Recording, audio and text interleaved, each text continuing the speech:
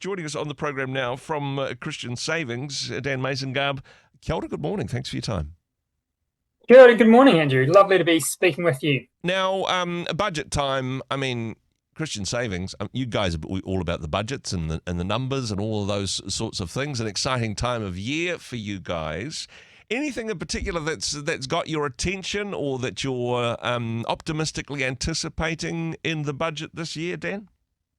Yeah, look, the KiwiSaver changes signalled by Nicola Willis is of interest to us because we are in the business of saving and helping people save, not just save, but also save consistently with their values. So, whilst we don't run a superannuation scheme, it is something that we know is on the minds of a lot of our depositors is will I have enough to live outside of a cardboard box when I retire? Yeah. Will I have enough to get on with? So I think the changes that are coming, I've got a couple of assumptions around what they will be, but I think anything we can do to help the next generation prepare, or my generation prepare for retirement, is got to be a good thing. Certainly. Also some indications of early withdrawals from the super fund. Now, this is the cookie jar that they've set aside, which is generating income, so that whilst when the baby boomer retirement comes down the pipe, we'll have enough money in the cookie jar. I'm mixing metaphors, I know. But an early withdrawal from the cookie jar. Again, I'm nervous on this one, Dan. Is this prudent, do you think?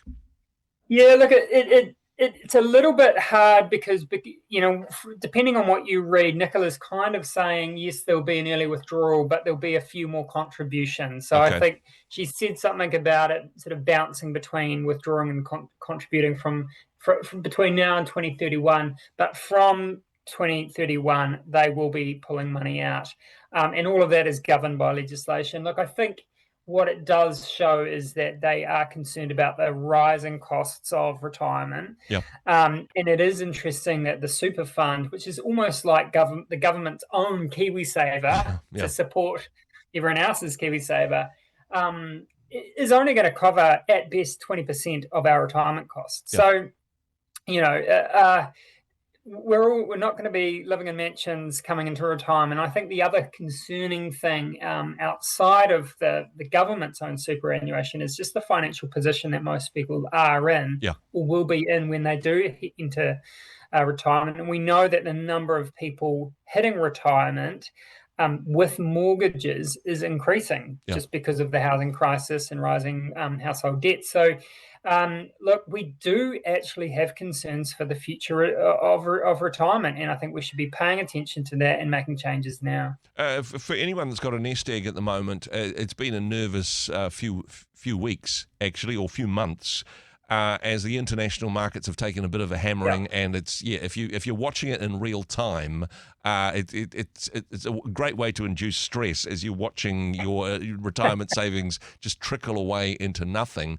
If that's affecting us as individuals, also potentially affecting the super fund, do you think?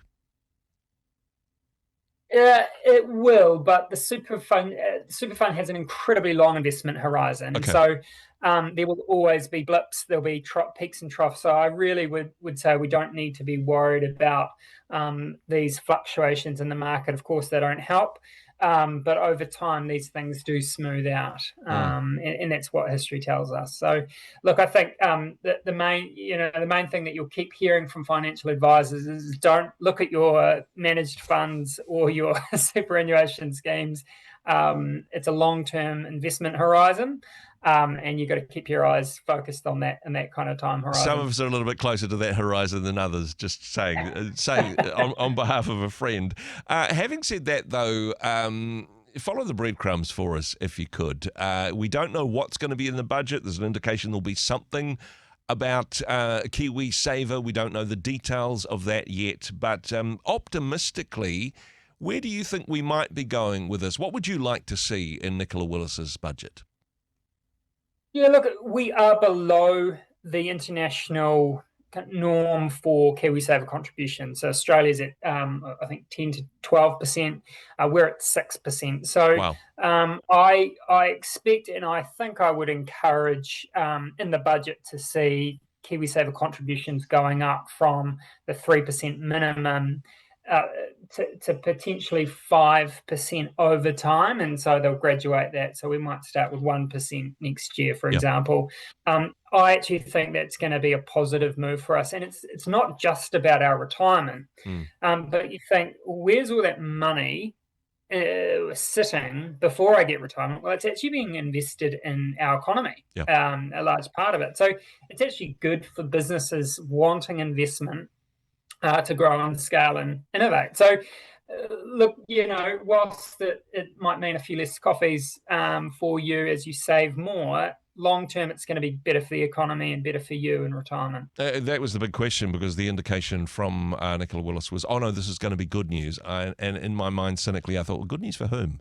Is that good news? Is that good news for the folks at home? Is it good news for the government? Is it good news for whether or not you're going to be re-electable? But hey, you and me both will need to wait and see how things unfold with the budget announcement. Perhaps, let's be optimistic, some good news on the horizon.